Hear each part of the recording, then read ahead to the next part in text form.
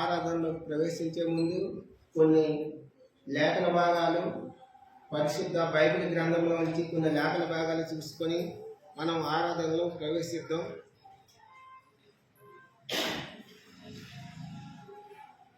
అపోస్తలుడైన పౌలు రోమీయులకు రాసిన పత్రిక, అపోస్తలుడైన పౌలు రోమీయులకు రాసిన పత్రిక 14వ అధ్యాయము 10వ వచనము అందరం కలిసి చదువుకుందాం. 14:10 పేజీ నంబరు 143, నూతన నిబంధనలో పేజీ నంబరు 143. అపోస్తలుడైన పౌలు రోమీయులకు రాసిన పత్రిక 14వ అధ్యాయము 10వ వచనము అందరం కలిసి చదువుకుందాం. అయితే పేజ్ నంబర్ 143 అందరం కలిసి గట్టిగా చదువుకుందాం. అయితే నీవు నీ సహోదరునికి తీర్పు తీర్చినేలా, నీ సహోదరుని ఒప్పనేలా అందరము దేవుని న్యాయపీఠం ఎదుట నిలుతుము. ఏమంటుందంటే అపోస్తలుడైన పౌలు రోమా సంఘానికి రాస్తూ, అయితే నీవు నీ సహోదరునికి తీర్పు తీర్చినేలా, మనము మన సహోదరుని తీర్పు తీర్చకూడదు అని బైబిల్ చదివిస్తుంది. నీ సహోదరుని నిరాకరింపనేలా, అతన్ని మనం నిరాకరింపకూడదు, ఆటంకపరచకూడదు. అతనికి తీర్పు మనం ఎవ్వరికి ఏ ఒక్కరికి మనం తీర్పు తీర్చకూడదు. ఏ ఒక్కరికి మనం తీర్పు తీర్చకూడదు. తీర్పు తీర్చేవాడు ఒకరున్నారు, ఆయనే మన రక్షకుడు ప్రభువైన యేసుక్రీస్తు వారు.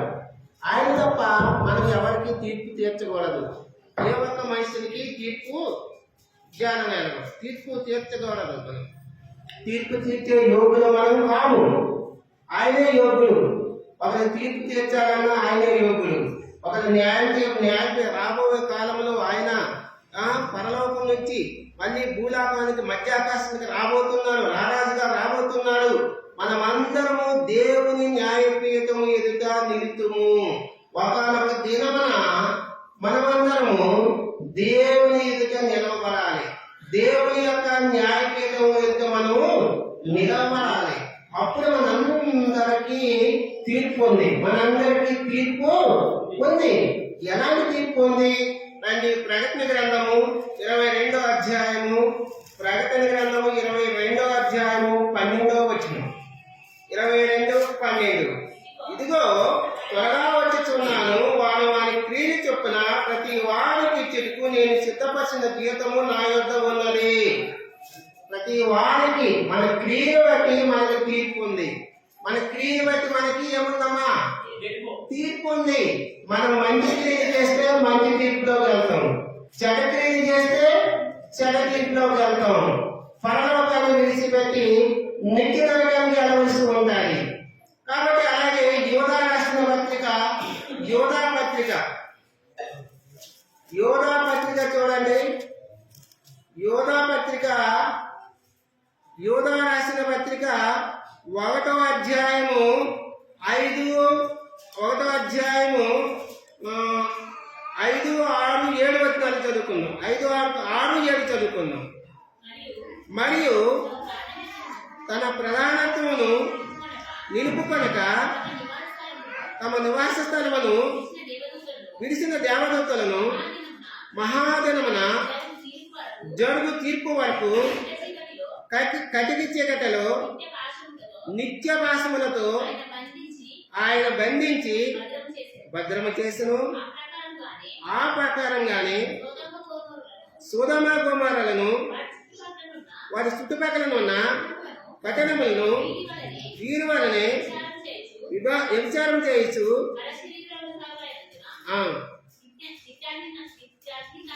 నిత్య అగ్నిదండన అనుభవించు. అయితే కటిక చీకట్లో ఎవరు బంధించబడి ఉన్నారు? సాతాన్ని దేవుడు కటిక చీకట్లో సంఖ్యల చేత బంధించాడు. అయితే ఈ సాతాను మన పైన అధికారం చేయాలని సలాయిస్తుంది. మనకి తీర్పు ఉంది. ఈ లోకంలో నరులుగా జన్మించిన ప్రతి ఒక్కరికి తీర్పు ఉంది. మనం దేవుని బిడ్డలుగా మనకు మందిరంలో వస్తూ దేవుని వాక్యం వింటూ వాక్యానుసారమైన జీవితం మనం జీవించకపోతే ఒకనొక దినమున ఆయన న్యాయపీఠం ఎదుట నిలబడినప్పుడు మనకు తీర్పులోకి వస్తాము. మనం తీర్పులోకి రాబోతున్నాం. అయితే మన అవసరం ఏంటంటే మానవుడికి ఎందుకు తీర్పు వస్తుంది? మానవుడికి తీర్పు ఎందుకు వస్తుంది? మానవుడికి తీర్పు దేని బట్టి వస్తుంది అనేది మన అవసరం. మానవుడికి తీర్పు ఎందుకు వస్తుంది? చిన్న ప్రార్థన చేసుకున్నాం. దేవుని సాయం కొరకు నడిపింపు కొరకు ప్రార్థన చేసుకున్నాం. పరిశుద్ధుడా, ప్రేమ కలిగిన ప్రియ పరలోకపు తండ్రి, యేసయ్యానికి స్తోత్రాలు, వందనాలు, స్తుతులు చెల్లించుకుంటున్నాం ప్రభా. అవును తండ్రి, ఆ పరలోకమయమును వైభాగ్యాన్ని విడిచిపెట్టి లోకానికి వచ్చి మేము తీర్పులోకి రాకుండా ఉండడం కోసం ప్రభా, యేసయ్య మమ్మల్ని తప్పించడం కోసం ప్రభా నువ్వు ప్రాణం పెట్టావు, తిరిగి లేసావు ప్రభా. నీకు వందనాలు, స్తోత్రాలు, స్తుతులు దేవా. ఇదిగో తండ్రి, ఆరాధన వర్తమానంలో ప్రవేశించే ముందు నీ సాయాన్ని కోరుకుంటూ నీ కృపను కోరుకుంటున్నాను. కింద కూర్చొని నీ ప్రజలైన బిడ్డలకి బోధించే యోగ్యత దేవా, జ్ఞానం లేనివని ఒప్పుకుంటున్నాను ప్రభా. సాయం చేయండి. నీ కృపను కుమ్మరించమని, నీ సాయాన్ని కోరుకుంటూ నీ ఆత్మతో అభిషేకించమని దేవా. అయోగ్యమని ప్రభా, ధూళి లాంటి దుమ్ము లాంటి వాళ్ళని ఒప్పుకుంటూ నీ పాదాలు పట్టుకుంటూ నీ సాయాన్ని కోరుకుంటూ నీ అభిషేకాన్ని కోరుకుంటూ ఆది నుంచి చివరి వరకు నీ సన్నిధిని మాకు తోడుగా ఉంచి సాయం చేసి మహిమ పొందమని యేసుక్రీస్తు శాశ్వతమైన నామములో అడిగి బతిమలాడి వేడుకుంటున్నాం ప్రియ పరలోకపు తండ్రి.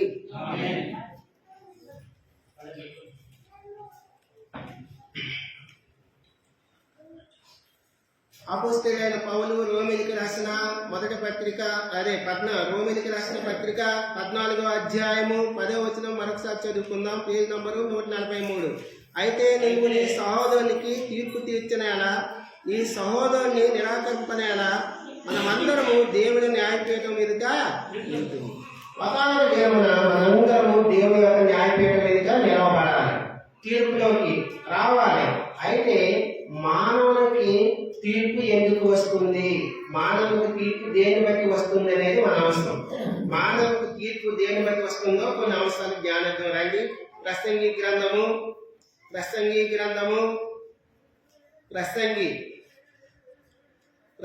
గ్రంథము 11వ అధ్యాయము 9వ వచనం. యవ్వనుడా, నీ యవ్వనమందు సంతోషపడము, నీ యవ్వన కాలమందు నీ హృదయము సంతుష్టిగా ఉండనేమో, నీ కోరిక చొప్పునను నీ దృష్టి యొక్క ఇష్టము చొప్పునను ప్రవర్తింపము. అయితే వీటన్నిటిని బట్టి దేవుడు నిన్ను తీర్పులోకి తెచ్చునని జ్ఞాపకం ఉంచుకొను. చాలు. మొట్టమొదటిగా మానవునికి తీర్పు ఎందుకు వస్తుందంటే, యవ్వనుడా నీ యవ్వనమందు సంతోషపడము. మానవునికి మొట్టమొదటిగా తీర్పు ఎందుకు వస్తుందంటే, మానవుని యొక్క సంతోషాన్ని బట్టి తీర్పు వస్తుంది. మానవుని యొక్క సంతోషాన్ని బట్టి మన తీర్పులోకి ఎలగొడుతున్నాం. మానవుని యొక్క మానవుని సంతోషం ఎక్కడ ఉంది? మానవునికి సంతోషం ఈ లోకంలో సంతోషం ఉంది. ఈ లోకానుసారమైన జీవితంలో సంతోషం ఉంది. ఈ లోకానుసారమైన జీవితంలో మానవుడు తనకు నచ్చినట్టు సంతోషిస్తున్నాడు. తినుచు తాగుతూ సంతోషిస్తూ ఉన్నాడు. ఈ లోకానుసారమైన సంతోషము మోసకరమైనది, వ్యర్థమైనది. ఈ లోకాలలో సంతోషాన్ని బట్టి తీర్పులోకి రాబోతున్నారు ఒక్కొక్క దినమున. కాబట్టి మానవుడు దేని బట్టి సంతోషిస్తాడు? దేని బట్టి అంటే మానవుడు ఒక్కొక్క విధానంలో సంతోషిస్తాడు. ఒకరేమో ఆ సెల్ ఫోన్ బట్టి సంతోషిస్తారు, ఒకరు సెల్ ఫోన్ జీవితాన్ని బట్టి సెల్ ఫోన్ లో ఆన్లైన్ గేమ్స్ ఆడుకుంటూ సంతోషించే వాళ్ళు ఉంటారు. ఒక్కొక్కరు తినచ్చు సంతోషం సాగిస్తారు, ఒక్కొక్కరు తాగుతూ సంతోషం సాగిస్తారు, ఒక్కొక్కరు ఇంకా పాప సంబంధమైన విషయాల్లో సంతోషిస్తూ ఉంటారు. దాన్ని బట్టి మనం తీర్పులోకి రాబోతున్నాం. మానవుని యొక్క సంతోషాన్ని బట్టి యవ్వన కాలంలో లోక ఆకర్షణ ఆలస్యంగా గురైపోయి ఈ లోకంలో పాపంలో పడిపోయి ఈ లోకానుసారమైన జీవితంలో పడిపోయి మానవుడు సంతోషించిన సంతోషాన్ని బట్టి ఒకనొక దినమున మనం తీర్పులోకి రాబోతున్నాం. మానవుడికి తీర్పు ఎందుకు రాబోతుందంటే, మానవుడికి తీర్పు ఎందుకు ఉందంటే, మానవుడు ఈ లోకంలో సంతోషించిన సంతోషాన్ని బట్టి, మొట్టమొదటిగా సంతోషించిన సంతోషాన్ని బట్టి తీర్పు ఉంది. మనం ఈ లోకానుసారంగా పాపంలో జీవిస్తూ చెడ్డ కార్యాలు చేస్తూ అపవిత్రమైన కార్యాలు చేస్తూ మనం తింటూ తాగుతూ ఇంకా సుఖిస్తూ అనేక ఆ వ్యసనాలకు బానిసలు అయిపోతూ సెల్ ఫోన్ లో బంధకాలుగా బంధించబడుతూ ఉన్నదాన్ని బట్టి అసాంఘికమైన కార్యాలు చూడటాన్ని బట్టి సంతోషాన్ని బట్టి మానవ యొక్క సంతోషాన్ని బట్టి మనకి తీర్పు రాబోతుంది. మొట్టమొదటిగా మనకి తీర్పు ఎందుకు వస్తుందంటే మానవుని యొక్క సంతోషాన్ని బట్టి. మనకి తీర్పు ఎందుకు వస్తుంది? మానవుని యొక్క సంతోషాన్ని బట్టి. రెండోదిగా చూద్దాం రండి. ప్రసంగి గ్రంథము 11వ అధ్యాయము 9వ వచనం. యవ్వనుడా నీ యవ్వనమందు సంతోషపడుము, నీ యవ్వన కాలమందు నీ హృదయమును సంతుష్టిగా ఉండనిమ్ము. చాలక్క ఒట్టగా మానవునికి తీర్పు ఎందుకు వస్తుందంటే మానవుని యొక్క సంతోషాన్ని బట్టి తీర్పులోకి రాబడుతున్నాము. రెండోదిగా నీ హృదయము సంతుష్టిగా ఉండనిమ్ము. నీ యవ్వన కాలమందు నీ హృదయమును సంతుష్టిగా ఉండనిమ్ము. హృదయము సంతుష్టిగా ఉండడం అంటే నీ హృదయము సంతుష్టిగా ఉండనిమ్ము. హృదయం ఎలాంటిది? అసలు హృదయం ఎలాంటిది అన్న హృదయం ఎలాంటిది? ఇర్మియా గ్రంథం 17:9 చూద్దాం. ఇర్మియా 17:9 హృదయం ఎలాంటిదో చూద్దాం. ఇర్మియా 17:9 చదవండి. ఇర్మియా 17:9 పేజ్ నంబరు 642. హృదయము అన్నిటికంటే మోసకరమైనది, అది ఘోరమైన వ్యాధి కలది, దాని గ్రహింపగలవాడెవడు. హృదయం అన్నిటికంటే ఎలాంటిది? మోసకరమైనది, ఘోరమైన వ్యాధి కలది, దాన్ని గ్రహింపగలవాడు ఎవడు లేడు. ఈ లోకంలో రెండోదిగా మానవునికి తీర్పు ఎందుకు వస్తుందంటే హృదయం యొక్క సంతుష్టిని బట్టి. హృదయం యొక్క సంతుష్టిని బట్టి మానవునికి తీర్పులోకి రాబోతున్నాడు. అయితే ఆ హృదయం ఎలాంటిదంటే ఘోరమైన వ్యాధి కలిగినది. ఆ హృదయము మోసం చేసే హృదయము, ఇతరులను మోసపరిచే హృదయము. ఆ హృదయము ఇతరులను మోసం చేసేదిగా ఉంటుంది. ఆ హృదయంలో ఏముందో మనకి ఎవరికి తెలియదు. నీ హృదయంలో ఏముందో నాకు తెలియదు, దేవుడికి తప్ప ఎవరికి తెలియదు. మోసకరమైన హృదయము, ఆ హృదయము ఘోరమైనది, ఆ హృదయము వ్యాధి కలిగింది, ఆ హృదయము కఠినమైన హృదయము, ఆ హృదయము జాలి లేని హృదయము. ఆ హృదయం యొక్క సంతృష్టిని బట్టి నీకు నాకు మనము తీర్పులోకి రాబోతున్నాం. మొట్టమొదటిగా తీర్పులోకి మనం ఎందుకు రాబోతున్నాం? మానవుని యొక్క సంతోషాన్ని బట్టి, తీర్పులోకి రాబోతున్నాము. రెండోదిగా హృదయం యొక్క సంతృష్టిని బట్టి, ఆ హృదయంలో మోసకరమైన ఆలోచనలు, మోసకరమైన తలంపులు, ఆ హృదయ ఆలోచనల తలంపులు ఎవరికి తెలియదు, దేవునికి తప్ప ఎవరికి తెలియదు. ఆయన అంతరంగాన్ని పరిశోధించేవాడు. ఆ అంతరంగంలో ఉన్నది, ఆ హృదయంలో ఉన్నది ఆ వ్యాధి, ఆ మోసతనము తనకు తప్ప మనకి ఎవరికి తెలియదు. అందుని బట్టి మనము తీర్పులోకి రాబోతున్నాం. మొట్టమొదటిగా మనం తీర్పులోకి ఎందుకు రాబోతున్నాం అంటే మానవుని యొక్క సంతోషాన్ని బట్టి, ఈ లోకానుసారమైన సంతోషాన్ని బట్టి తీర్పులో రాబోతున్నాము. రెండోదిగా హృదయం యొక్క సంతుష్టిని బట్టి తీర్పులోకి రాబోతున్నాం. హృదయం యొక్క ఆ హృదయం ఎలాంటిదే అంటే వ్యాధి కలిగిన హృదయం, ఆ హృదయం ఎలాంటిదే అంటే మోసకరమైన హృదయం, ఆ హృదయం ఎలాంటిదే అంటే కఠినమైన హృదయము. ఆ కఠిన హృదయము అది బండరాయిన హృదయము, అది స్పందించిన హృదయం. అది ఆ హృదయాన్ని బట్టి మనం తీర్పులోకి రాబోతున్నాము. మూడవ చూద్దామండి. ప్రసంగి గ్రంథము 11వ అధ్యాయము 9వ వచనం. ప్రసంగి 11:9 యవనుడా నీ యవనమందు సంతోషపడము. సంతోషపడము. నీ నీ యవ్వన కాలమందు యవన కాలమందు నీ హృదయము సంతృప్తిగా ఉండనివ్వు. నీ హృదయమును సంతుష్టిగా ఉండనేమో. నీ కోరిక చొప్పునను నీ కోరిక చొప్పును నీ దృష్టి యొక్క ఇష్టం చొప్పునను నీ దృష్టి యొక్క ఇష్టము చొప్పును ప్రవర్తించుము. ప్రవర్తించము. అయితే వీటన్నిటిని వీటన్నిటిని బట్టి బట్టి దేవుడు నిన్ను తీర్పులోకి తెచ్చునని దేవుని నేను తీర్పులోకి తెచ్చునని జ్ఞాపకం ఉంచుకొనుము. ఉంచుకొనుము. మొట్టమొదటిగా మానవునికి తీర్పు ఎందుకు వస్తుంది? మానవుని యొక్క సంతోషాన్ని బట్టి, మానవుని యొక్క సంతోషాన్ని బట్టి తీర్పు వస్తుంది. ఈ లోకానుసారమైన సంతోషాన్ని బట్టి, ఈ లోకంలో మనం పాపంలో పడి సంతోషించిన సంతోషాన్ని బట్టి తీర్పు వస్తుంది. రెండవదిగా హృదయం యొక్క సంతుష్టిని బట్టి, హృదయం యొక్క సంతుష్టిని బట్టి తీర్పు వస్తుంది. మూడవదిగా నీ కోరిక చొప్పున, మనుషుల యొక్క మానవుల యొక్క కోరికల వలన తీర్పు వస్తుంది. మానవుల యొక్క మానవుల కోరికలు ఎంత ఉంటాయి? కొంచెం ఉంటాయా? ఒకటి ఉంటుందా? ఒక 10 ఉంటాయా? ఎన్ని ఉంటాయో చెప్పలేము. మానవుల యొక్క కోరికలకి అద్దే లేదు, అంటనే లేదు. మన కోరికలు ఎట్లా ఉంటాయంటే, చిన్నప్పుడు ఒక సైకిల్ ఉంటే చాలు అనుకోండి. సైకిల్ ఇచ్చాడనుకో దేవుడు, సైకిల్ కావాలంటే ప్రభా ఆ పలానా పక్కింటి వాళ్ళకి బైక్ ఇచ్చాం, నాకు కూడా బైక్ కావాలి. సరే బైక్ కూడా ఇచ్చాడనుకో దేవుడు, ఇంకా ఎవరికో కారు ఇచ్చాడనుకో మన విశ్వాసంలో ఎవరికైనా, ప్రభా నాకు కూడా కారు ఉంటే బాగుంది. ఒక ఇల్లు కొనుక్కున్నారనుకో, ప్రభా నాకు కూడా ఇల్లు ఉంటే బాగుంది. మనం ఆశపడడం తప్పు కాదు, కానీ ఆశ కూడా అవుతూ ఉండాలి. మానవుని యొక్క కోరికలు అనంతమైన కోరికలు. మనం కోరుకునే కోరికలు బట్టి మనం ఒక్కొక్కసారి అత్యాశ కలిగిన కోరికలు కూడా అసాధ్యమైన కూడా అడుగుతూ ఉంటాము. అది మనం మంచిగా చెడ్డగా ఆలోచన చేయకుండా ఏదైనా ఏది పెడితే అడుగుతూ ఉంటాము. అయితే పరమందున దేవుడు మనకు ఏది కావాలో తగిన కాలంలో తనకు తెలుసు, మన అవసరం తెలుసు, మన అక్కర్లు తెలుసు. మనకి ఏదైతే మనకు అవసరం ఉందో దాన్ని ఆయన సమకూరుస్తాడు.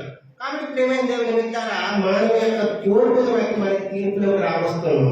మానవ యొక్క కోరికలు ఒక్కోసారి యవన కాలంలో యవనస్తులు ఎలా అనుకుంటాడంటే, నాకు మంచి భార్య రావాలని కోరుకుంటాడు.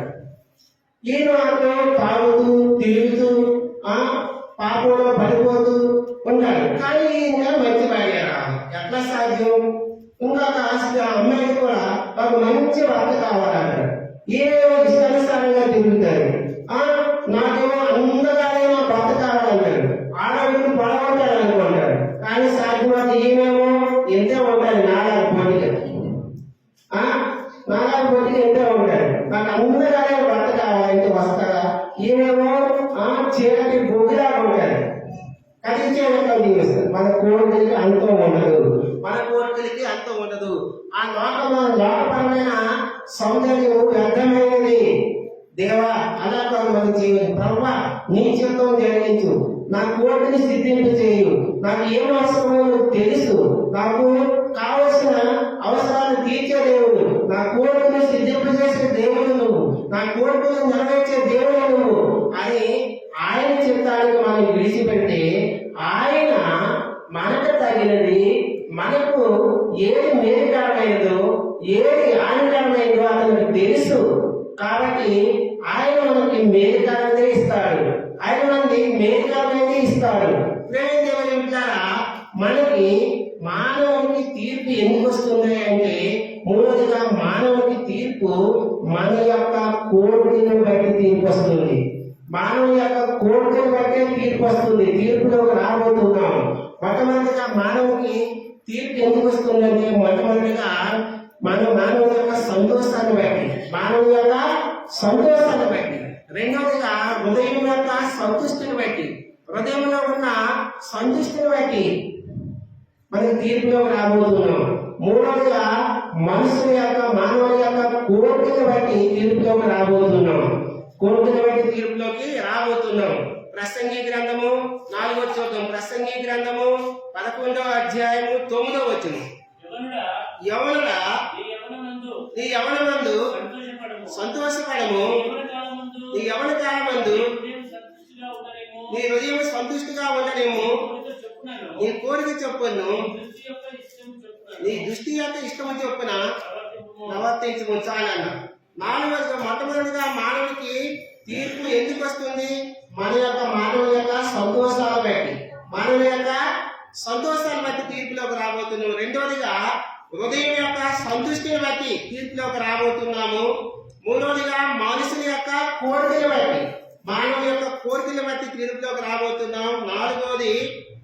నాలుగవది ఏంటంటే వీటన్నిటిని బట్టి నాలుగవది నీ దృష్టి యొక్క ఇష్టము చొప్పున, నీ దృష్టి యొక్క ఇష్టము చొప్పున, మనుషుల దృష్టి యొక్క ఇష్టము చొప్పున మనకి ఏది కనిపిస్తారో అదే కావాలని కోరుకుంటాం. మనకి ఏది మన దృష్టికి ఏది అందంగా ఏది మంచిగా కనిపిస్తారో అదన్నీ కావాలనుకుంటాం. మన దృష్టి యొక్క ఇష్టము చొప్పున, మన దృష్టి యొక్క ఇష్టము చొప్పున. కీర్తన గ్రంథం 1:1 కీర్తన గ్రంథం 1 చూడండి. కీర్తన గ్రంథం 1 దుష్టుల ఆలోచన చొప్పున నడవక, పాపుల మార్గమున నిలవక, అపహాసకులు కూర్చుని చోటను కూర్చుండగా. ఈ మూడు ఫస్ట్ మనం దృష్టి ఎటువైపు వస్తుంది? దుష్టుల ఆలోచన చొప్పునే మనం నడుస్తాం. మన దృష్టి ఎప్పటికీ మంచి వైపే వెళ్తాం, చెడ్డ వైపే వెళ్తుంది. ఏది ఆకర్షణీయంగా, ఏది సౌందర్యకరంగా, ఏది మోసకరంగా కనిపిస్తారో దాని వైపే దృష్టి ఉంటుంది, చెడ్డ కార్యాల వైపే దృష్టి ఉంటుంది. దుష్టుల ఆలోచన చొప్పున నడవక, పాపుల మార్గంలో నిలవక. పాపుల మార్గంలో మంచి విషయాలు చెప్తే ఎవరైనా వస్తారన్నా? మంచి విషయాలు చెప్తే ఎవరు రారు. ఇదిగో మనము పలానా చోటుకు పోవడం, పలానా చోటుకు పోయి పలానా తాగొచ్చు, తినచ్చు, ఆనందం చేద్దాం, సంతోషంగా ఉండమంటే అనేక మంది వస్తారు. అలా కాకుండా దేవుని మందిరానికి రమ్మంటే ఎవరైనా వస్తారా? దేవుని తెలియని వారు, ఎగని వారు దేవుని మందిరానికి రమ్మంటే అంతకాలంగా వస్తారా? మంచి చెప్తే వింటారా? దేవుడు రక్షకుడు, పాపులను రక్షించడానికి లోకానికి వచ్చాడు, తను మన కోసం ప్రాణం పెట్టాడు, కలవశిలో తన ప్రాణాన్ని పెట్టి రక్తం కార్చాడు అంటే ఎవరైనా వింటారా అంటే ఎవరు వినరు. దుష్టుల ఆలోచన చొప్పున నడవక పాపుల మార్గంలోనే పోతారు. అపహాసం చేసేవారు, అపహాసం చేసే వాళ్ళ దగ్గరికి అదే సంతోషం. అపహాస్యం హాస్యకరమైంది. ఒకటి మనం గేలి చేసే పనులు, ఒకటి మనం యాగం చేసే పనులు, ఆ సంతోషం అక్కడే ఉంటాయి మానవునికి. కాబట్టి ప్రేమ దేవుని పెట్టారా దృష్టి యొక్క హృదయం ఏంది? నాలుగోది దృష్టి యొక్క ఇష్టము చొప్పున. మన దృష్టి యొక్క ఇష్టము చొప్పున మనకి తీర్పు ఉంది. మన దృష్టి యొక్క ఇష్టము చొప్పున మనకి తీర్పు ఉంది. కాబట్టి మానవుడికి తీర్పు ఎందుకు రాబోతుందంటే మనం మంచి దృష్టిలో మంచి పనులు చేస్తూ దేవుని మందిరానికి వస్తూ దేవుని యందు వాక్యమందు దైవ సేవకులు చెప్పే వాక్యమందు దృష్టి ఉంచి మనం వాక్యాన్ని ధ్యానించుకుంటూ మంచి దృష్టిలో ఉంటే మన తీర్పుకు రాకుండా దేవుడు వచ్చే సమయంలో తీర్పు తీర్చే సమయంలో ఆ తీర్పులో రాక ఉంటాము. అట్లా కాకుండా దుష్టుల ఆలోచన చొప్పున నడిచి పాపుల మార్గంలో మనం ప్రయాణిస్తే అపహాస్కులతో సాన్నిధ్యం చేసుకుంటూ సన్నిహితం చేసుకుంటూ ఉంటే మన తీర్పులోకి రాబోతున్నాం. మానవుడికి తీర్పు ఎందుకు వస్తుందంటే దృష్టి యొక్క ఇష్టము చొప్పున నడుచుకోవడాన్ని బట్టి, మన కంటి దృష్టి యొక్క ఇష్టానుసారంగా మనం నేత్రాశలో పడిపోయి నడవడాన్ని బట్టి, పాపంలో పడిపోయి నడవడాన్ని బట్టి మనుషునికి తీర్పు వస్తుంది. దృష్టి యొక్క ఇష్టము చొప్పున మనం నడవడం ద్వారా మానవునికి తీర్పు ఉంది కాబట్టి తీర్పు వస్తుంది. మొట్టమొదటిగా మానవునికి తీర్పు ఎందుకు వస్తుందంటే మానవుని యొక్క సంతోషాన్ని బట్టి తీర్పు వస్తుంది. రెండోదిగా హృదయం యొక్క సంతృష్టిని బట్టి తీర్పు వస్తుంది. మూడోదిగా మానవుని యొక్క కోరికను బట్టి తీర్పు వస్తుంది. నాలుగోదిగా దృష్టి యొక్క ఇష్టము చొప్పున నడవడాన్ని బట్టి, మన దృష్టి యొక్క పని దృష్టి యొక్క ఇష్టము చొప్పున మనం నడుచుకోవడం వల్ల నేత్రము చూసిందల్లా కావాలనుకుంటారు. నేత్రం ఏం చేస్తుంది? కనిపించిందల్లా కావాలనుకుంటుంది. ఆ దృష్టి యొక్క ఆ నేత్రం యొక్క దృష్టిని బట్టి మనకు తీర్పు ఉంది. ఐదోదిగా చూద్దాం. ఐదోదిగా ప్రసంగి గ్రంథము 11వ అధ్యాయము 9వ వచనములో మధ్య భాగంలో నుంచి నీకు చదువుతా. నీ కోరిక చొప్పున నీ దృష్టి యొక్క ఇష్టము చొప్పున ప్రవర్తించుము. మానవుని యొక్క ప్రవర్తన బట్టి, ఐదవదిగా మానవుని యొక్క ప్రవర్తన బట్టి మనకు తీర్పు ఉంది. మానవుని యొక్క ప్రవర్తన, నీ ప్రవర్తన ఎట్లా ఉంది? దేవుని మందిరంలో నీ ప్రవర్తన ఎట్లా ఉంది? లోకంలో నీ ప్రవర్తన ఎట్లా ఉంది? దేవుని మందిరానికి బయట నీ ప్రవర్తన ఎట్లా ఉంది? ఇంటి దగ్గర నీ ప్రవర్తన ఎట్లా ఉంది? నువ్వు ఉద్యోగ స్థలంలో ఉద్యోగం చేసే చోట నీ ప్రవర్తన ఎట్లా ఉంది? నువ్వు పనిచేసే ఆఫీసులో నీ ప్రవర్తన ఎట్లా ఉంది? నువ్వు చదువుకునే స్థలంలో నీ ప్రవర్తన ఎట్లా ఉంది? ఆ ప్రవర్తన బట్టి తీర్పు ఉంది. ప్రేమించారా? మనం ప్రవర్తించే ప్రవర్తన బట్టి తీర్పులోకి వస్తాం. మనం ఆ ప్రవర్తన ఎలా ఉంటుంది? ఒక్కోసారి ఒక్కొక్కరు ఒక్కో రీతిగా ప్రవర్తిస్తారు. ఆ మనిషి ఉన్నప్పుడు ఒకలా ప్రవర్తిస్తారు, మనిషి లేనప్పుడు ఒక్కోసారి ఒకలా ప్రవర్తిస్తారు. వేషధారణ జీవితం ఉండాలి. మనుషులు ఉన్నప్పుడు ఒకలా మాట్లాడతారు, మనుషులు లేనప్పుడు ఒకలా మాట్లాడతారు.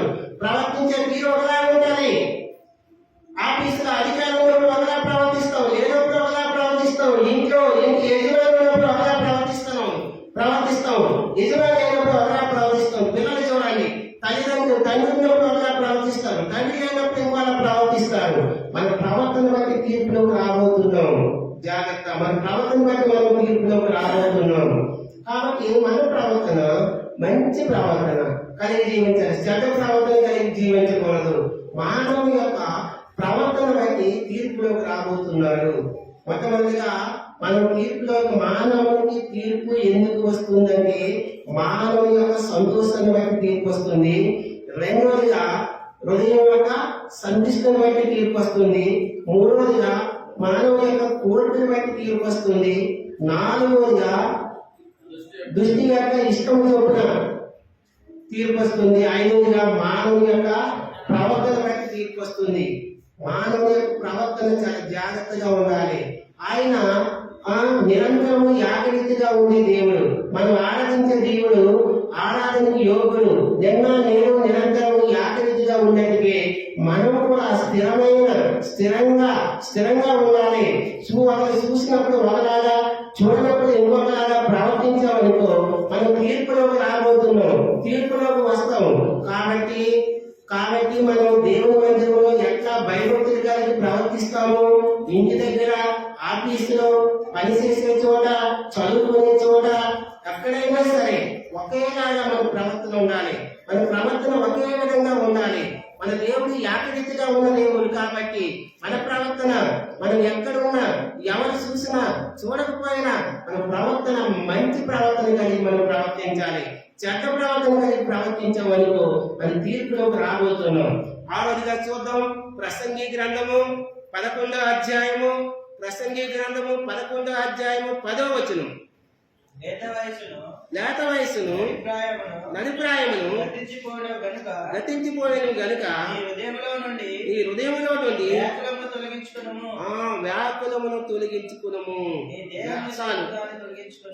చాలు. వ్యాకులమును బట్టి, హృదయములో ఉన్న వ్యాకులమును బట్టి, వ్యాకులము అంటే ఏంటి? వ్యాకులము అంటే ఒక విధమైన వేదన, ఒక విధమైన బాధ. హృదయంలో ఉన్న వ్యాకులమును బట్టి తీర్పులోకి వస్తున్నాం. హృదయంలో వేదన, బాధ, దుఃఖము, ఆవేదన ఇవన్నీ ఉన్నాయనుకో దాన్ని బట్టి మనం తీర్పులోకి వస్తున్నాం. దేవుని బట్టిగా నువ్వు ఎంత కష్టాల్లో ఉన్నా, ఎంత నష్టాల్లో ఉన్నా, ఏ స్థితిలో ఉన్నా, దేవుని నిన్ను తలగా నిలబెట్టినా, తోటగా నిలబెట్టినా, దేవుని యందు హృదయంలో సంతోషం ఉండాలి. దేవుని యందు హృదయంలో సంతోషించాలి. ఆ వేదన, బాధ ఉండకూడదు. దేవుడు నన్ను సంతోషింపజేస్తాడనే విశ్వాసం కలిగి ఆ హృదయంలో ఉన్న వ్యాకులతను తొలగించుకోవాలి. ఆ బాధను, ఆ వేదనను, ఆ ఆవేశాన్ని, ఆ దుఃఖాన్ని, హృదయంలో ఉన్న వ్యాకులం అంతా తీసివేసుకోవాలి. హృదయంలో ఉన్న వ్యాకులను బట్టి మనం తీర్పులోకి వస్తున్నాం. కాబట్టి మన హృదయంలో వ్యాకులం ఉండకూడదు, బాధ ఉండకూడదు, వేదన ఉండకూడదు, దుఃఖం ఉండకూడదు. ఎందుకంటే మనము ఆ వేదన, బాధ, దుఃఖము దేవుని రాజ్యంలో ప్రవేశించబోతున్నాము. ఆ పరలోక రాజ్యంలో వేదన లేదు, బాధ లేదు, కన్నీరు లేదు, దుఃఖం లేదు, ఆకలి లేదు, దప్పిక లేదు. ఎప్పుడు సంతోషం, ఎప్పుడు నెమ్మది, ఎప్పుడు సంతోషం, నెమ్మది, సమాధానము. దేవుని ఆరాధించాలి, దేవుని కనపరచాలి, దేవుని మహిమపరచాలి. కాబట్టి ప్రియమైన దేవుని బిడ్డలారా, ఆ రోజుగా మనకి మానవునికి తీర్పు ఎందుకు వస్తుందంటే హృదయంలో ఉన్న వ్యాకులమును బట్టి, హృదయంలో ఉన్న వ్యాకులమును బట్టి దాన్ని మనం తొలగించుకోవాలి. ఏడవదిగా చూద్దాం రండి. ఏడవదిగా ప్రసంగి గ్రంథము 11వ అధ్యాయము 10వ వచనం. లేత వయసును నడిప్రాయంలో గతించుకోను గనుక నీ హృదయంలో నుండి వ్యాకులమును తొలగించుకును, నీ దేహమును చెరుపుదాన్ని తొలగించుకును. దేహమును చెరిపేదాన్ని తొలగించుకోను. దేహమును చెరుపుదాన్ని బట్టి తీర్పులోకి వస్తున్నాం. ఏడవదిగా దేహాన్ని చెరిపేది. దేహాన్ని ఏం చెప్తాయి? దేహాన్ని చెప్పేది అనేకం ఉంటాయి. దేహాన్ని ఏవేవి చెప్తాయి అన్నా? దేహాన్ని చెప్పేవి చాలా ఉంటాయి. దేహాన్ని 1, 2 కాదు. శరీర సంబంధ కార్యాలన్నీ దేహాన్ని చెరిపివేస్తాయి. గలతీలకు రాసిన పత్రిక చూడండి ఒకసారి. గలతీలకు రాసిన పత్రిక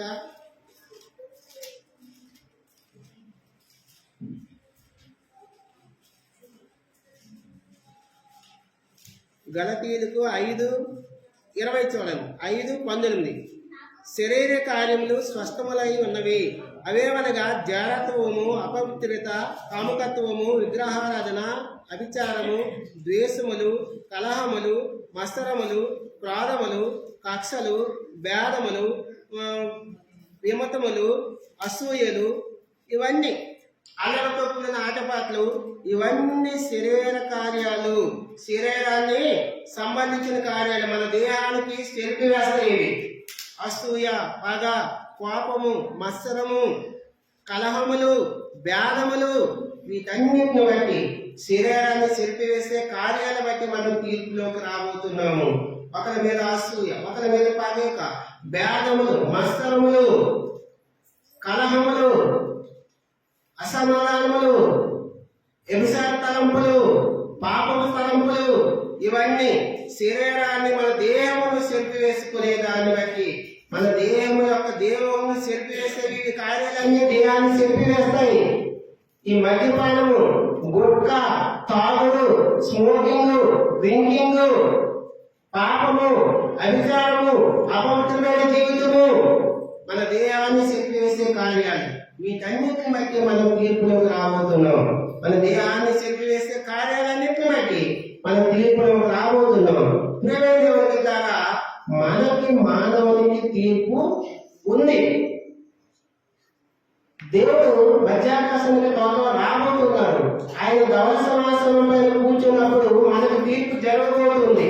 కాబట్టి ఆ తీర్పులోకి మనం రాకుండా ఉండడం కోసమే ఆయన పరమును విడిచిపెట్టి ఈ భూలోకానికి వచ్చి మనకు రావాల్సిన తీర్పు కోసము ఆయన మరణించాడు, తన ప్రాణం ఇచ్చాడు, రక్తం దారపోసాడు, మనం పరిశుద్ధులుగా, పవిత్రులుగా చేశాడు, మన విమోచన విడుదల ఇచ్చాడు. కాబట్టి మానవునికి తీర్పు ఎందుకు వస్తుందంటే మానవుని యొక్క సంతోషాన్ని బట్టి తీర్పు వస్తుంది, మానవుని యొక్క హృదయం యొక్క సంతృష్టిని బట్టి తీర్పు వస్తుంది, మానవుని కోరికను బట్టి తీర్పు వస్తుంది, అలాగే దృష్టి యొక్క ఇష్టం చెప్పిన నడవడాన్ని బట్టి తీర్పు వస్తుంది, 5వదిగా ప్రవర్తన బట్టి తీర్పు వస్తుంది, 6వదిగా హృదయంలో వ్యాకులను బట్టి తీర్పు వస్తుంది, 7వదిగా దేవుని చెరిపివేసుకునే కార్యాన్ని బట్టి తీర్పు వస్తుంది. అయితే మనం ఆ తీర్పులో రాకుండా ఉండడం కోసం ఆయన ఈ లోకానికి వచ్చి మరణించి తిరిగి వేసి మనం లోకానుసారంగా సంతోషించే నిన్ను నన్ను ఆత్మానుసారంగా సంతోషించే వాడిగా చేశాడు. ఆత్మానుసారంగా సంతోషించేవాడుగా చేశాడు. ఒకప్పుడు మన జీవితం లోకానుసారంగా సంతోషించేవాడు. ఇప్పుడు మనం దేవుని సన్నిధికి వచ్చి దేవుని మందిరంలో ఆయన ఆరాధిస్తూ, గణపరుస్తూ, మహిమపరుస్తూ దేవుని సన్నిధిలో సంతోషించే వారిగా చేసినందుకు ఆయన ఆరాధన చేయాలి. ఆయన ఆరాధన చేయాలి. రెండోదిగా మన జీవితం, మన హృదయం వాస్తవమైంది, వ్యాధి కలిగింది, మన హృదయం కఠినమైన హృదయము. ఆ హృదయాన్ని తీసివేసి తీర్పులో రాకుండా నిన్ను నన్ను ఆయన మెత్తని హృదయాన్ని దయచేశాడు. ఆయన మృదువైన హృదయాన్ని ఇచ్చినందుకు ప్రభా కఠిన హృదయాన్ని, వ్యాధి కలిగిన హృదయాన్ని, ఆ వాస్తవమైన హృదయాన్ని తీసివేసి నాకు మృదువైన హృదయాన్ని ఇచ్చావు ప్రభా, నేను ఆరాధిస్తున్నానని ఆయన ఆరాధించాలి. మూడోదిగా మన ఇష్టానుసారమైన కోరికలు నెరవేర్చుకునే వాడిగా ఉన్న నిన్ను నన్ను ఆయన చిత్తానుసారిగా జయించడం కోసం సిద్ధపరిచినందుకు ఆరాధన చేయాలి. ఒకప్పుడు నా లోక సంబంధమైన కోరికల్లో పడిపోయి నా ఇష్టానుసారమైన కోరికలు జీవించే జీవితాన్ని కలిగిన నన్ను నీ చిత్త ప్రకారము, నీ ఇష్ట ప్రకారము నన్ను నడిపిస్తున్నందుకు వందనాలు ప్రభాని ఆరాధన చేయాలి. నాలుగవదిగా మన దృష్టి యొక్క ఇష్టం చొప్పున మన కన్నుకి ఏది సౌందర్యవంతంగా, ఏది ఆకర్షణీయంగా, ఆదాము చూడండి, ఆదాము పని దృష్టి వాళ్ళు మోసపోయారు కదా, ఆ పళ్ళు ఎంతో సౌందర్యంగా ఉందనుకుంటే మోసపోయారు. లోకానుసారమైన సౌందర్యం మోసకరమైంది. కాబట్టి ఒకప్పుడు నా జీవితం ప్రభా నా కన్ను దృష్టి యొక్క ఇష్టం చొప్పున నడిచేవాడిని. ఇప్పుడు నీ చిత్తానుసారంగా, నీ ఆత్మానుసారంగా నన్ను నడిపిస్తున్నందుకే నీకు వందనాలను ఆరాధన చేయాలి. ఐదవదిగా ఒకప్పుడు నా ప్రవర్తన బాగలేదు ప్రభా, చెడ్డ ప్రవర్తన కలిగిన వాడిని, పాప ప్రవర్తన కలిగిన వాడిని. ఇప్పుడు మంచి ప్రవర్తన కలిగి జీవింపు చేస్తున్నావు. నీ మంచిగా జీవించే జీవితం నాకు ఇచ్చావు, నా ప్రవర్తన మార్చావు ప్రభా అని ఆయన ఆరాధన చేయాలి. నా ప్రవర్తన మార్చావు ప్రభా అని ఆయన ఆరాధన చేయాలి. ఆరోదిగా హృదయంలో వ్యాకులము, హృదయంలో ఉన్న వ్యాకులాన్ని బట్టి ఆ వ్యాకులంతా తీసేస్తావు, ఆ వ్యాధులను తీసేస్తావు, ఆ బాధను తీసేస్తావు, ఆ దుఃఖాన్ని తీసేస్తావు. ఇప్పుడు నా హృదయంలో సంతోషం నింపావు, నా హృదయంలో సంతోషం నింపావు ప్రభా అని ఆయన ఆరాధన చేయాలి. ఏడోదిగా దేవుడు సెల్ఫీ వేసే కార్యాలు మనలో ఉండేవి. ఆ దేవుడు సెల్ఫీ వేసే కార్యాలన్నీ తీసేసి దేవుడు మనల్ని ఎలా నింపాలో తీసేసాడు. అంటే ఎఫెసీయులకు రాసిన పత్రిక 5వ అధ్యాయము, ఎఫెసీయులకు రాసిన పత్రిక అపొస్తలుడైన పౌలు ఎఫెసీయులకు రాసిన పత్రిక 5వ అధ్యాయము 25-27 చూడండి. 5వ అధ్యాయము 25-27 చదువు. ఎఫెసీయులకు 5వ అధ్యాయము 25 నుంచి 27 వరకు చదువు. మీరు మీ భార్యను ప్రేమించుడి, అటువలే క్రీస్తు కూడా సంఘమును ప్రేమించి అది కలంకమైన అంటిది ఏదైనా లేక పరిశుద్ధమైనది గాను నిర్దోషమైనది గాను మహిమగల సంఘము గాను ఆయన తన ఎదుట దాన్ని నిలబెట్టుకునగలనని వాక్యముతో స్నానం చేసి దానిని పవిత్రపరిచి పరిశుద్ధ పరుషుకై దాని కొరకు తను తాను అప్పగించాడు. అది మనము దేహాన్ని చెరిపివేసే కార్యాలన్నీ తీసివేసి దేవుడు మనకి ఎలా నింపుతాడంటే 25 నుంచి చదివితే, పురుషులారా మీరు మీ భార్యను ప్రేమించుడి, అటువంటి క్రీస్తు కూడా సంఘమును ప్రేమించి నిన్నున్న ఆయన ప్రేమించి మనలో ఉన్న కలంకాలు మనలో ఉన్న అవన్నీ తీసివేస్తాడు. ముడతైనను అతిథి మరి ఏదైనా ముడత గాని, మచ్చ గాని, డాగులు గాని, పాపపు డాగులు అవన్నీ తీసివేసి లేక పరిశుద్ధమైనది గాను, నిర్దోషమైనది గాను, మహిమగల సంఘం గాను నిండినున్న ఆయన మన దేవులో ఉన్న చెరుపు వేసి వాటన్నింటినీ తీసివేసి ముడత, మచ్చ, డాగు లేకుండా మహిమగల సంఘంగా నిండినున్న ఆయన నిలబెట్టడం కోసము తను తాను అప్పగించుకున్నాడు. మనలో పాపము దాగులు, అపవిత్రమైన దాగులు అవన్నీ తీసివేసి ముడత, మచ్చ, డాగు లేకుండా పరిశుద్ధమైనది గాను, పవిత్రమైనది గాను, నిష్కలంకమైనది గాను, నిర్దోషమైనది గాను ఆయన నిన్ను నన్ను చేయడం కోసమే తను అర్పించుకొని మన దేహాన్ని తెరిపివేసే కార్యాలన్నీ తొలగించి ముడత, మచ్చ, డాగు లేకుండా మహిమగల సంఘంగా నన్ను సిద్ధపరచవు ప్రభా. అందుని బట్టి నేను ఆరాధిస్తున్నా, నేను కనపరుస్తున్నా, నేను మహిమపరుస్తున్నా. నాలో ఉన్న కలింకమంతా తీస్తావు, నాలో ఉన్న ముడత, మచ్చ, డాగు అన్ని తీస్తూ పరిశుద్ధపరుస్తావు ప్రభా. నీకు వందనాలని ఆయన ఆరాధన చేయాలి. చేయుగాక. ఇన్న వాక్యానుసారంగా మన ఆరాధన చేసుకుందాం. నిల్చొని ఒక పాట పాడుకుందాం.